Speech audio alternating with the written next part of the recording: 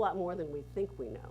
And no matter how fancy the computer's set up or how gee whiz the situation, there are so many times when just good old common sense works just well.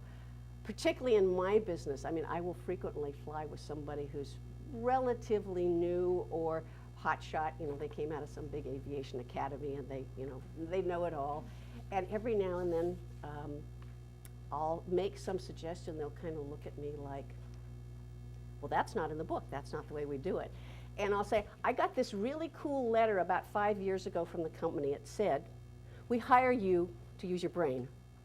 And we hereby give you permission to use your brain. If you think there is a better course of action that's not, illegal, immoral, or fattening, feel free to do it. So, for example, I fly a lot between Houston and Los Angeles. And in the wintertime, when the winds are strong, when you go from Houston to Los Angeles, if you go up high at the altitude they've planned for you, you've got this headwind that's, 100 knots.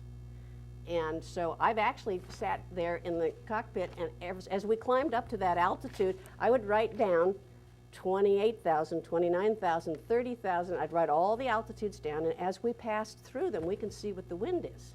And I would write down all the winds next to it. And we'd get up to 34,000, and I would say, as it bumped along, I'd say, I think we ought to go down. And I said, why? It says here on the flight plan that we're supposed to stay at 34. I said, well, let's see. We've got 122 knots right on the nose, big, big headwind.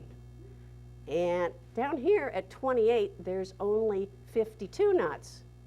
I would highly recommend, and I remember when we passed through it, it was smooth. I'm going to suggest we'll find out if anybody else is down there, but it sure would be nice to go down there, not be bumping along, save a whole bunch of time, and show up 20 minutes early.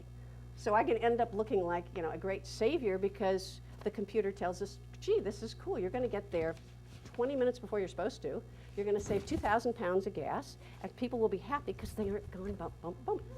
So a lot of it's using your brains and not being afraid to suggest it. Now, of course, the way you use it, a little bit of diplomacy goes a long way.